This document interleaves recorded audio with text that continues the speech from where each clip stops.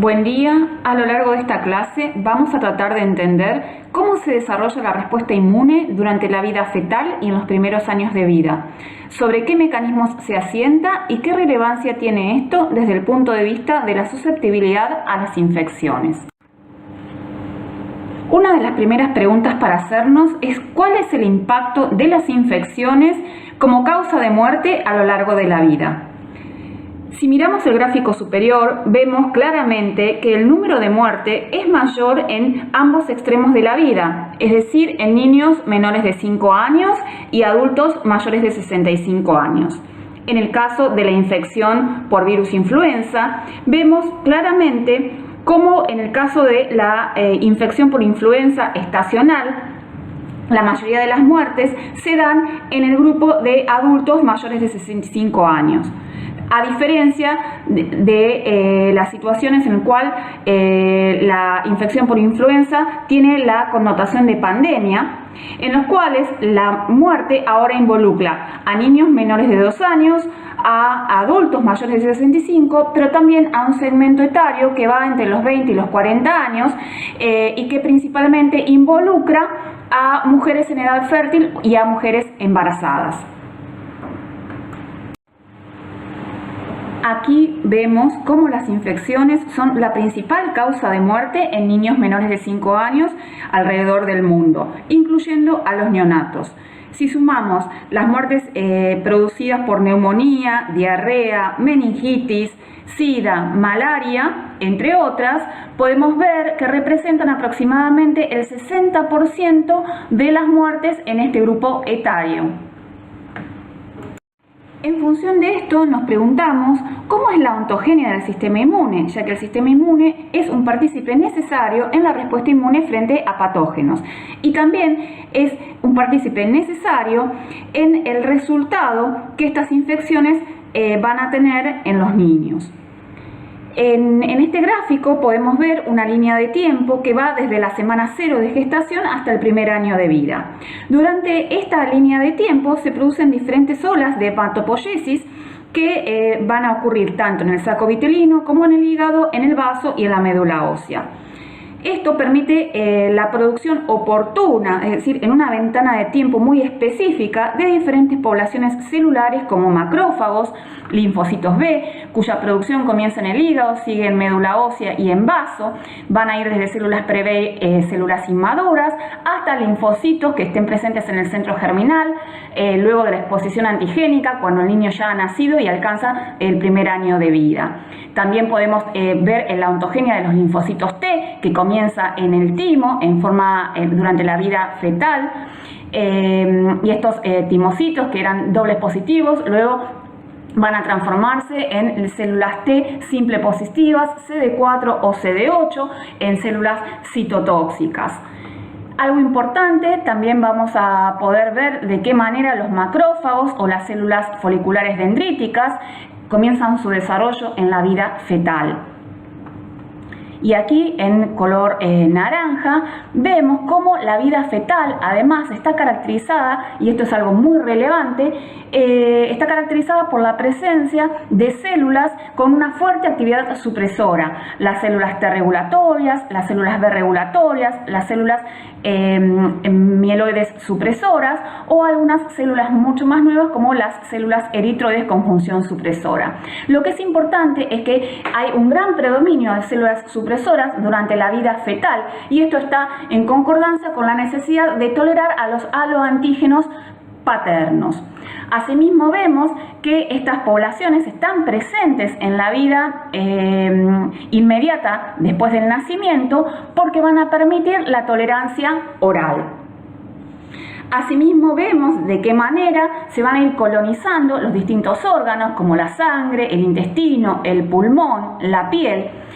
Y lo que es importante de todo esto, en definitiva, es que el desarrollo del sistema inmune, la colonización de los órganos y la susceptibilidad a los patógenos ocurren en periodos de tiempo muy específicos. Por ejemplo, los recién nacidos son muy susceptibles a las infecciones por citomegalovirus, estreptococos del grupo B y Escherichia coli. principalmente después del nacimiento, se vuelven muy susceptibles a la infección respiratoria por virus sincicial respiratorio. A partir de acá vamos a ir describiendo los factores más relevantes en la respuesta inmune de los niños y sus principales características. Comenzamos por el sistema inmune innato. Como sabemos, esta respuesta inmune es la que actúa en los primeros momentos luego de la exposición antigénica. Es estereotipada, aunque específica para moléculas y receptores de reconocimiento de patrones. Incluye barreras como la piel y las mucosas, mediadores solubles y células como macrófagos, neutrófilos, células dendríticas, células NK, mastocitos y eosinófilos. Lo importante de todo esto y el concepto que ustedes se deben llevar es que es relevante y crítica en la protección temprana de neonatos y niños menores de 1 año. En el caso de la piel del recién nacido está cubierta por proteínas y péptidos antimicrobianos que están presentes, como vamos a ver luego, tanto en el líquido amniótico como en el vermis gaseoso. Son importantes en la defensa contra patógenos como Streptococcus grupo B, Escherichia coli y Cándida. Algo importante es que al recién nacido le lleva aproximadamente 4 semanas lograr que su piel funcione en forma eficiente como una barrera. Por eso es que inicialmente el estrato córneo es el efector primario. En lo relativo a las mucosas, sabemos que las más importantes son la mucosa gastrointestinal y la mucosa respiratoria. Están colonizadas por microorganismos que forman el microbioma. Su homeostasis va a depender de la interacción que se establezca entre los microorganismos o patógenos comensales y los mecanismos efectores del huésped, que son principalmente los péptidos antimicrobianos, el moco, los anticuerpos como la IgA secretoria, las células epiteliales y células del sistema inmune. Bueno, acá vamos a hablar acerca de las proteínas y péptidos antimicrobianos que son muy relevantes en esta etapa de la vida. Para empezar, como vemos en la imagen, el tapón mucoso, que es el tapón cervical, contiene muchos péptidos antimicrobianos como lactoferrina y defensinas. Este tapón sirve específicamente para separar la vagina, que normalmente está colonizada por múltiples microorganismos, del ambiente intrauterino, que es estéril. Por otro lado, la placenta, tanto su membrana fetal como la membrana materna, son capaces de secretar hacia el líquido amniótico muchos péptidos antimicrobianos como lactoferrina, BPI, fosfolipasa 2 y defensinas. Por otro lado, el feto en sí mismo tiene una expresión diferencial de ciertos péptidos antimicrobianos. Por un lado, estos están aumentados en la piel, como vemos las defensinas y catecolicidinas, pero por otro lado, los neutrófilos tienen una disminución de este tipo de proteínas antimicrobianas. Como vemos, esto justamente va a determinar la dependencia de la piel como función de barrera en la defensa contra patógenos en las primeras semanas de vida. Bueno, si la función de barrera, por ejemplo, de la piel es superada, el siguiente paso hacia la respuesta inmune va a ser el reconocimiento de los patógenos vía receptores de reconocimiento de patrones que van a estar presentes en las células centinelas locales. Entonces, lo más importante de esto es entender de qué manera la respuesta neonatal y durante el primer año de vida es absolutamente dependiente del reconocimiento de los patógenos a través de receptores de reconocimiento de patrones como los receptores de tipo TOL. Entonces, este reconocimiento va a permitir que muchas células de la inmunidad innata se pongan en marcha y efectúen justamente sus funciones efectoras. Bueno, otro de los mecanismos o de los mediadores que participan en las etapas iniciales de la respuesta inmune es el sistema complemento. Como ustedes saben, el sistema de complemento se puede activar a través de 3 vías: la vía clásica, la vía de las lectinas y la vía alternativa. Como la vía clásica se activa a través de la presencia de un inmunocomplejo, Y teniendo en cuenta que existe un limitado pasaje de anticuerpos a través de la placenta y que el niño todavía no ha comenzado la producción propia de anticuerpos, el niño en las primeras etapas de la vida depende tanto de la vía alterna como de la vía de las lectinas para activar el sistema complemento. Además, es importante tener en cuenta que el sistema complemento no cruza o no atraviesa la placenta y que alrededor del primer año de vida el sistema complemento del niño puede alcanzar niveles o una función similar a la de los adultos. Otro de los cambios críticos que sufre la respuesta inmune neonatal se encuentra dentro del compartimento de los neutrófilos. Como sabemos y como podemos ver aquí, el número de neutrófilos, tanto de neutrófilos totales como neutrófilos maduros, cae significativamente durante la primera semana de vida. Y esto va a estar en concordancia entonces con la susceptibilidad que tienen estos niños frente a infecciones principalmente bacterianas. Entonces el número cae, sin embargo la morfología va a ser similar a la de los adultos. La actividad tanto fagocítica como microbicida de los neutrófilos es similar en niños sanos. Sin embargo, en aquellos niños enfermos o en neonatos que han sido prematuros, la actividad fagocítica es mucho menor. Asimismo, se han detectado muchas deficiencias funcionales in vitro, tanto en cuanto a la quimiotaxis, la adhesión y el contenido de gránulos que tienen estos neutrófilos. Con respecto a las células dendríticas, que sabemos que son las células presentadoras de antígeno profesional, capaces de activar a las células T-naive y dar inicio a la respuesta inmune adaptativa, podemos decir que las células dendríticas neonatales requieren un mayor estímulo para ser activadas, a diferencia de las células dendríticas de un adulto. Asimismo, podemos ver en el gráfico inferior que el número de células dendríticas de origen mieloide, que son las células dendríticas convencionales, va aumentando progresivamente durante la primera semana de vida. Esto es importante porque va a permitir entonces que las dendríticas empiecen a colonizar diferentes tejidos linfoides.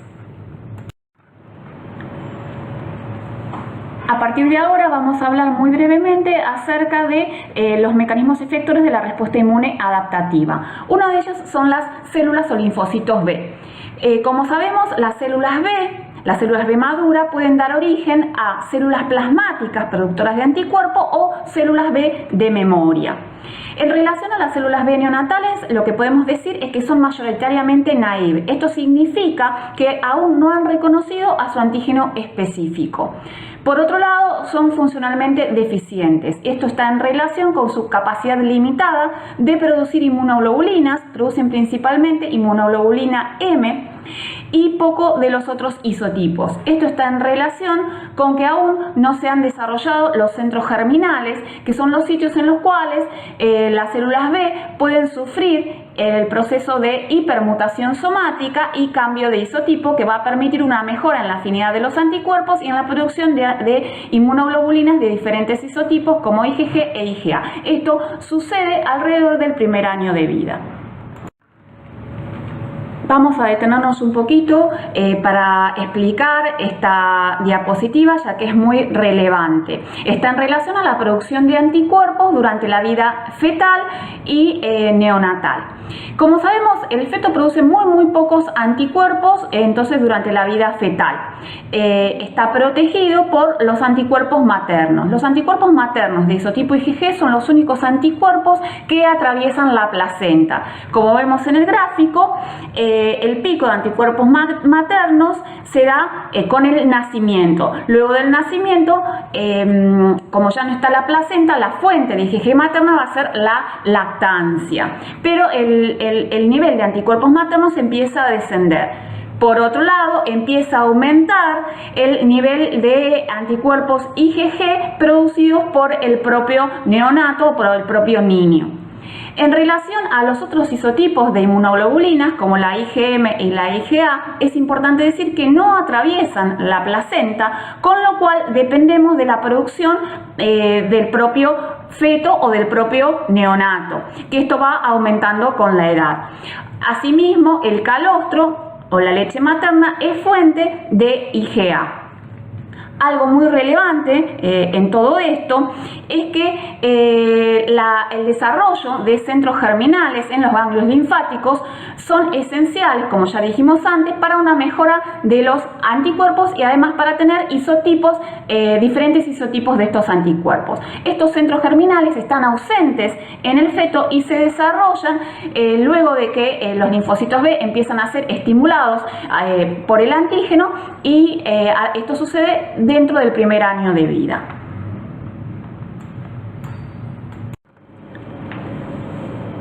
Aquí vamos a hablar acerca del otro brazo de la respuesta inmune adaptativa, que son las células T. Al igual que las células B, son principalmente naive, es decir, que aún no han reconocido a su antígeno específico. Desde el punto de vista funcional, también son deficientes, ya que producen no solamente menores niveles de citocinas, sino además un perfil más limitado de citocinas. Producen principalmente IL-2 e IL-8 y también tienen una menor respuesta proliferativa frente a un estímulo. Sin embargo, parecen ser eficientes colaboradoras de las células B en cuanto a la producción de anticuerpos. Como dijimos antes, en los neonatos y durante el primer año de vida predomina un perfil de linfocitos de tipo Th2 y T regulatorio. El predominio es muy claro sobre los perfiles efectores como Th1 o Th17. Esto está en relación con la necesidad durante el embarazo de permitir y mantener la tolerancia materno-fetal y además la tolerancia oral. Entonces, por un lado, esto está facilitado, pero por otro lado, obviamente, se afecta la defensa contra patógenos, por ejemplo, contra el Mycobacterium tuberculosis. En relación a las células TCD8, se sabe que las células TCD8 neonatales son menos citotóxicas y esto, obviamente, afecta la respuesta antiviral. Como vemos aquí en este gráfico, vemos que en los niños, en los infantes, predominan las células T naive, que son rojas, tanto en sangre, en ganglios como en vasos. Sin embargo, podemos ver un predominio tanto a nivel pulmonar como intestinal ya de células de memoria efectora. Esto está en relación con lo que habíamos visto inicialmente cuando se da la ontogenia de las células T. Asimismo, vemos que en relación a los adultos hay una diferencia no solo en cuanto a las poblaciones de células T que están colonizando los diferentes tejidos, sino también en cuanto a la especificidad antigénica. Obviamente los niños, como han tenido poco tiempo de exposición antigénica, tienen una especificidad, sus células T, que es mucho más limitada, que es importante, por ejemplo, frente al CMV, al virus de Epstein-Barr, varicela, a algunos rotavirus y también algunos virus respiratorios. Bueno, entonces ante la pregunta acerca de si el perfil de producción de citocinas varía con la edad.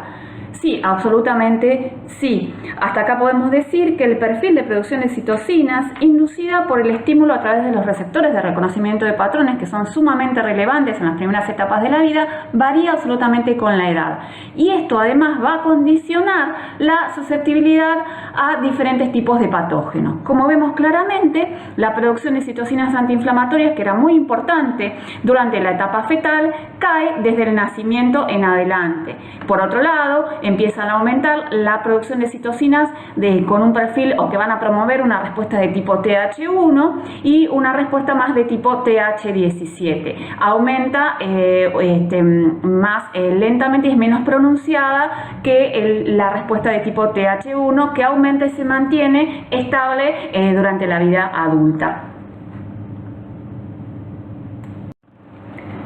Bueno, aquí vemos graficado, casi como a modo de resumen, la cinética y la relevancia de cada uno de los componentes de la respuesta inmune de los cuales fuimos hablando, y esto se da a lo largo de la vida.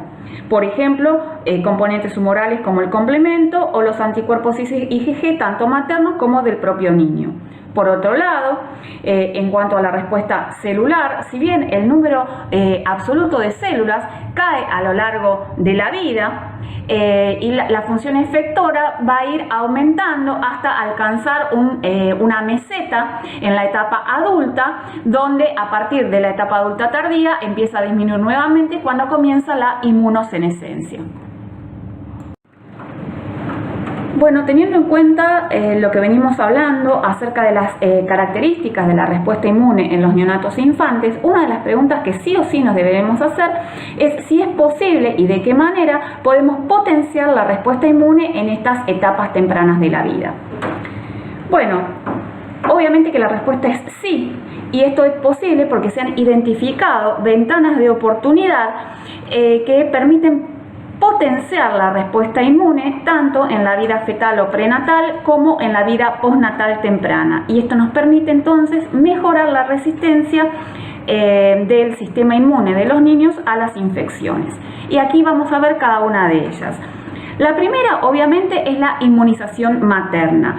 La vacunación o inmunización materna toma ventaja o aprovecha la posibilidad de transferencia de anticuerpos IgG a través de la placenta, que van a permitir proteger al feto y al recién nacido de las infecciones. Obviamente, la especificidad de estos anticuerpos va a estar en relación con los antígenos a los que haya estado expuesta la madre. Otra de las opciones es la lactancia materna. La lactancia materna proporciona IgA secretoria, cuya especificidad va a reflejar la microbiota intestinal materna. Por otro lado, sabemos que la leche materna tiene factores solubles como lípidos, citocinas, ácidos grasos, que se sabe que mejoran la respuesta de mucosas frente a la infección. Otra de las posibilidades es obviamente, inmunización neonatal o de los niños. La inmunización del recién nacido, por ejemplo con la BCG, va a inducir una respuesta que es específica frente a este antígeno. Sin embargo, se ha visto que muchas vacunas, no solamente la BCG, pueden inducir una respuesta que es no específica y que a su vez es beneficiosa, y de la cual vamos a hablar luego.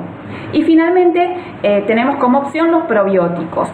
Los probióticos, el estudio sobre probióticos es un campo sumamente activo en estos días, y se sabe que el uso de probióticos puede regular la colonización de las mucosas y, entre otras cosas, modula en forma directa e indirecta la señalización a través de los receptores de reconocimiento de patrones que vimos que son tan relevantes en la respuesta inmune innata durante el primer año de vida.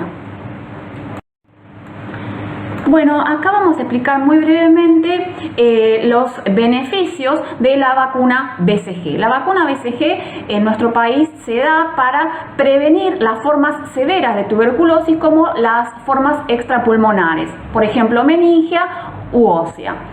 La BCG en nuestro país está incluida en el calendario y se da a los recién nacidos antes de que egresen del hospital o de la maternidad. Se ha visto que induce una potente respuesta de tipo TH1, y cuando se da al nacer esto es más significativo. Este estudio, que fue realizado en otro país hace ya bastante tiempo, donde la vacuna no se encuentra dentro del calendario oficial, evaluó la respuesta de tipo TH1 medido por la respuesta proliferativa o la producción de interferón gamma en niños que habían sido vacunados al nacer, a los 2 meses o a los 4 meses y medio. Y como se ve claramente, la respuesta fue mucho más potente en aquellos niños que habían recibido la BCG al nacer. Esto nos está mostrando, por un lado, los efectos los efectos específicos de la BCG. Como dijimos anteriormente, el efecto más importante de la vacunación es la respuesta antígeno específica que yo puedo inducir. Sin embargo, hay algunas vacunas, por ejemplo la BCG, que también puede producir efectos no antígeno específicos. Este es un aspecto novedoso y sobre el cual se está trabajando muy intensamente, no solo en torno a la BCG, sino en torno a otro tipo de vacunas, como por ejemplo el sarampión. Acá les muestro un trabajo recientemente publicado, que muestra muy claramente que aquellos individuos que han sido vacunados con BCG pueden montar una respuesta inmune frente al virus de la fiebre amarilla en forma mucho más eficiente. Y esto se debe principalmente, según sus conclusiones, a que los monocitos de los individuos vacunados han sufrido cambios epigenéticos que los condicionan a una respuesta más eficiente, por ejemplo, en cuanto a la producción de citocinas inflamatorias como la IL-1 beta. Esto es muy importante porque permitiría que la vacunación genere no solamente una respuesta antígeno específica, sino una respuesta como bystander sobre otro tipo de patógenos. Bueno, una de las primeras y de las preguntas más importantes que vamos a tratar de responder a lo largo de hoy es tratar de determinar si existe realmente un crosstalk entre la microbiota, el sistema inmune y la edad. Respecto de esto, tenemos que decir que hay realmente muy pocos estudios en seres humanos que hayan documentado esto. Sin embargo, muy recientemente se publicó un trabajo que investigó el patrón de colonización bacteriana durante el primer año de vida a nivel pulmonar. Bueno, y de eso vamos a hablar ahora en las siguientes diapositivas. Uno de los primeros conceptos involucra a la microbiota. Por ello, es preciso entonces definir qué es, por un lado, el microbioma. El microbioma se refiere a todo el material genético comprendido en la microbiota. La microbiota es entonces la colección completa de microorganismos que se pueden localizar en un nicho específico, por ejemplo, piel, pulmón o intestino. Lo importante es que la microbiota participa en el mantenimiento de la homeostasis de órganos y tejidos. Un ejemplo acerca de esto, y que es muy sorprendente, pueden leerlo en uno de los papers originales que fue publicado en 1963 y que mostró por primera vez que en un modelo murino, o sea, los ratones libres de gérmenes, tienen órganos linfáticos secundarios ausentes o con un gran daño en su arquitectura, con ausencia o muy escasa presencia de células linfoides. Bueno, ¿y qué sabemos acerca de la composición del microbioma o de la microbiota pulmonar? En esta figura la idea es que ustedes puedan observar la composición de la microbioma en distintas partes del cuerpo, tanto la microbiota nasal como la cavidad oral, pulmonar o gástrica, y vean que principalmente es el microbioma nasal difiere bastante del oral, pulmonar y gástrico, que son bastante similares. En estos últimos predominan bacterias del género Prevotella, Streptococcus, Haemophilus, Fusobacterium, Neisseria, Corynebacterium, entre otras. Bueno, una de las primeras observaciones, quizás bastante importante, que hizo este trabajo fue acerca de la composición de la microbiota. Ellos tomaron aspirados traqueales de niños que iban desde un día de vida hasta un año de vida. Los analizaron y vieron que la composición formaba 3 clústeres, clustereaban, y entonces pudieron definir 3 tipos de perfiles o patrones de composición de la microbiota: las que pertenecían al género Staphylococcus, al Ureaplasma, o lo que denominaron patrón mixto, donde predominaban Streptococcus, Neisseria, Prevotella, Veillonella y Fusobacterium. Bueno, pero en definitiva, ¿quién determina la composición de la microbiota pulmonar?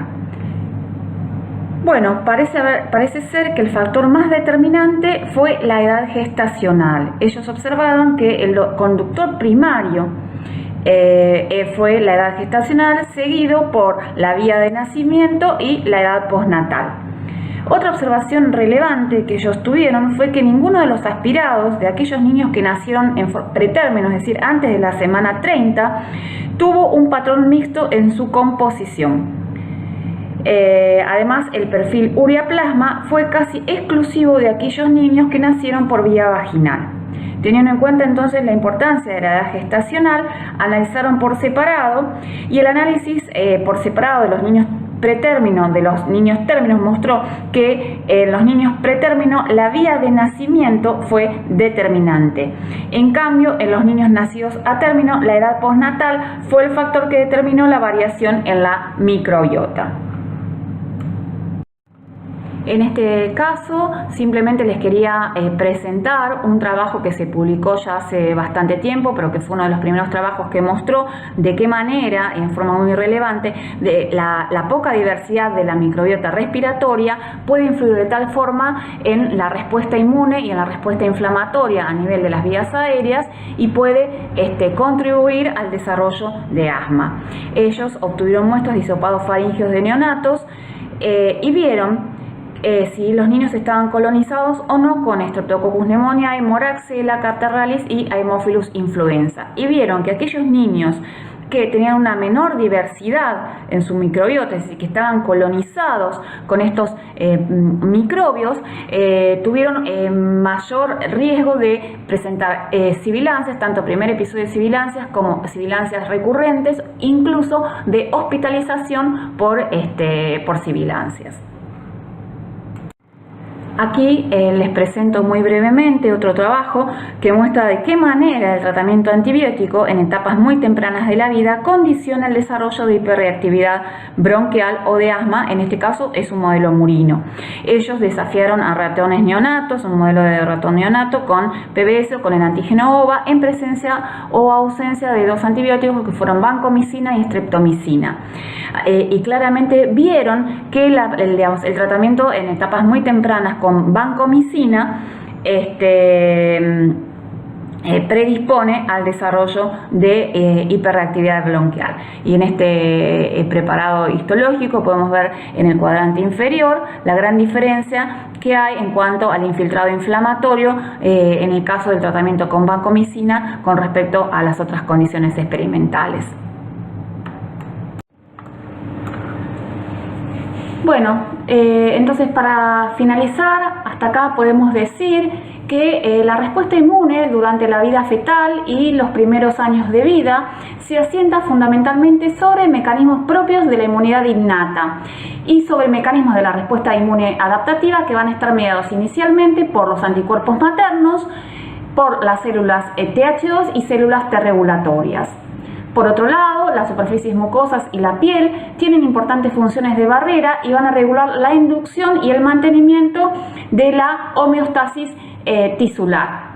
Los eventos que se den en la vida prenatal y neonatal justamente son los que van a orquestar la homeostasis a nivel de los diferentes tejidos, a través de una compleja interacción microbiota-huésped, que se va a dar en forma especializada, tanto en tiempo como en espacio, que va a permitir el mantenimiento entonces de la homeostasis. La disrupción de cualquiera de estos mecanismos puede permitir una respuesta inflamatoria aguda muy severa que ponga en peligro la vida del niño o el desarrollo de un estado inflamatorio crónico.